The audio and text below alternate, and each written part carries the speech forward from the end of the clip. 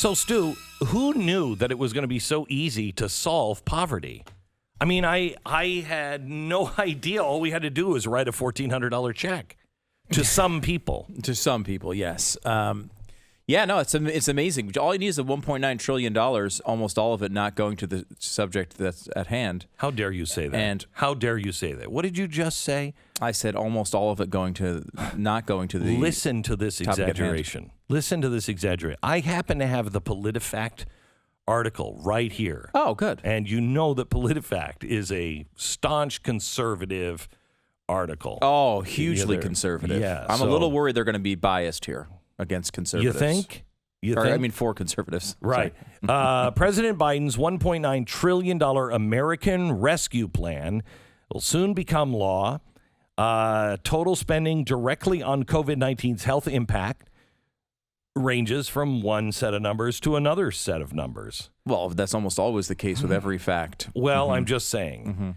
It's 9% of Biden's American Rescue Plan does not directly go to COVID-19. 9%. So 91% goes to COVID-19? I don't think that's accurate. I'm going to go with no. Well, I have it right here in black and white. There's a 9 right there, is there not? And what's followed by that 9? I can't quite nothing. See, but I do see a 9. 9, and then nothing right after that, and then the percent sign. 9, 0, nothing, and percent, 9%. This is incredible, by the way. 90% goes to non-COVID related items. This is a COVID recovery program. Right. And they are to, really help people out. So you've got $100 billion to $160 billion. That's 8.5% of the bill's $1.9 trillion cost.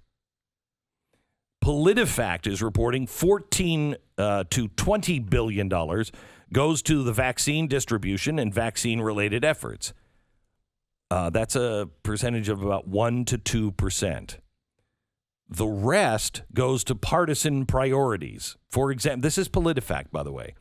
For example, at least $350 billion goes to bailing out state and local governments.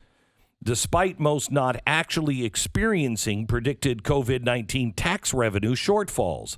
That means Biden's bill spends more than twice as much lining the pockets of bankrupt blue states than it does actually addressing public health. Legislators included a completely unrelated $86 billion bailout for union pension plans. And the bill pours $128 billion into public education. Now, public education, okay, let's fix the schools and make sure that COVID's. They asked for $25 billion. They got $128 billion. This never happens to me in my negotiations. I never ask for 20 of something and they give me 120 of it. I mean, that's crazy. Another one of the big ticket items is this, you'd mentioned it, the $300+ billion for the state and local governments. Correct. And like you could say, let's step back from where we are for a second. You could say, all right, well, look, the state and local governments are getting less money because of the COVID situation. People are out of work. So maybe that's rationally tied to the COVID situation. There's a way to get your brain to that until you learn that the tax revenues aren't down. Correct. So they're replenishing money that they actually already got. Mm-hmm. The tax revenues, if they had fallen by 50%, how are these governments going to run themselves? Okay, you could at least make a tie there, right? To say maybe.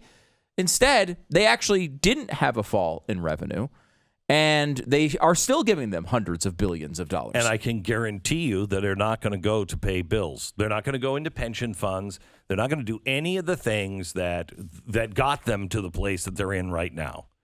So they're going to take this and they'll blow it, and they will be back for more.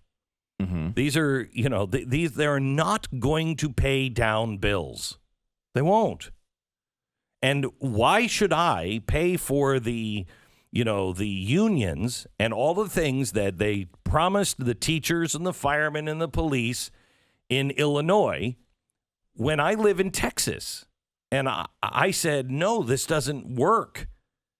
I would love to live in California, but their system is insane. And it was only a matter of time before it collapsed. And I didn't want any of that. I didn't want to be responsible for any of that. So I don't live in California. Why is Texas paying for the bailout of New York or California or Illinois? Why? Why isn't the state required to go to those people and say, look, your unions lied to you and we lied to you. We said that this would all work out and it's all going to be fine. And yeah, you can have this amount of money and you can have this kind of a pension. Well, it doesn't work out. And everybody who said that it wouldn't work out, they were right, we were wrong. Why is there no penalty for anything if you're in the right crowd? I don't understand it.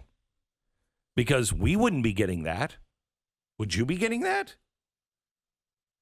Would anybody who's run a business poorly that isn't a bank or a union, would you be getting that? If you just ran it into the ground and you had all kinds of debt, would the government be bailing you out? Should the government be bailing you out? The answer is no. Now, if the government actually told you you were having a successful business, and the government came to you and said, you've got to shut this down, then they're responsible for it. You can't do that to people. You can't just take their money and their livelihood, shove them into poverty, destroy everything they've built, and then what? Because they're not a minority, they don't get help? How is this fair to any Democrat? And I'm not talking about those in Washington. I'm talking about those average people that live in our streets. The average person that has a house a couple doors down from you. We are getting to a place to where they think that because you believe differently, you were for the January 6th riot at the Capitol, that you are part of that somehow or another. That's got to stop. It's got to stop. I don't know anybody who wasn't embarrassed by that, who wasn't horrified by that, who didn't watch that and go, oh, gee, stop, this is wrong. But now, and I've lost a gig because of it. A friend of mine wrote to me last night and said his uncle, who was more like his dad growing up, won't even talk to him. They talked, and saw each other, and he said his uncle was like, well, you were just part of that January 6th thing. And he's like, what are you talking about? No, I wasn't. I didn't like that at all. He said, luckily, we had the relationship where we could talk about it and get past it, but I didn't think we were going to get past it for a while. He's just so convinced. This is insanity. Insanity. When the Washington Post writes that Joe Biden has stopped poverty, cured poverty, why didn't we just write people $1,400 checks, back in 1968? If that was the way to cure poverty, why didn't we do that? Somebody should have pointed that out. It's not curing poverty. In fact, it's going to make poverty worse in the long run.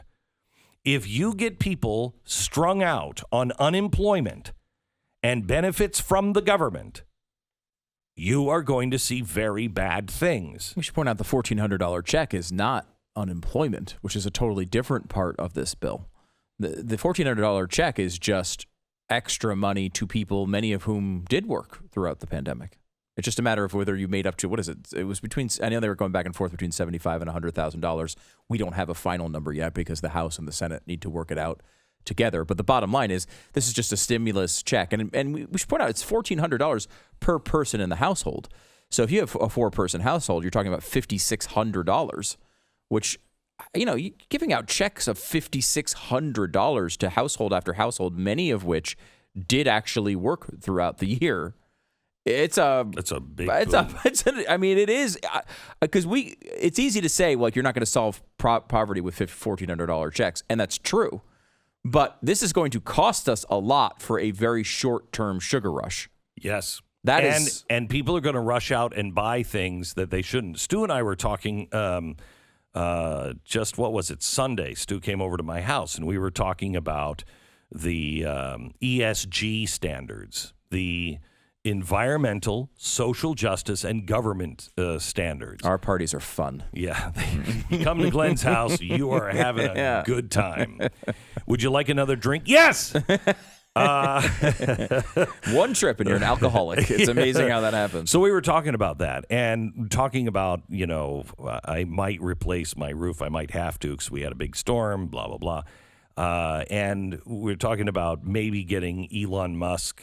The Tesla solar roof. Roof. Which is it's pretty amazing technology. Yeah, but I don't want to do it because it's not ready yet. The technology is not ready. But if you don't have your house greenified, you're going to pay all kinds of penalties. You're going to pay all kinds of penalties. So now they're giving, let's say, a family of four $5,600. What is that family going to do? If they knew what was coming their way, they would save it, and they would, either move, to some state that's not going to force you to do these things, or you'd save it for the taxes, or you would save it for, whatever it is you have to do to greenify your house. But you're going to be asked to make all kinds of changes to your house. The Green New Deal does not have to pass. It's going to be done through the banking system and big businesses. That's why they're all for this, because they're all making things that they know you're going to be required to buy. And so what are they doing? They're sending everybody, checks, and people are going to go and they're going to blow it, and it's going to be a sugar high. All that money is going to wash into the system, which will make prices higher. And then when it's gone, here comes the Green New Deal, or at least it's non-public, but it's private partner coming and shoving that down your throat.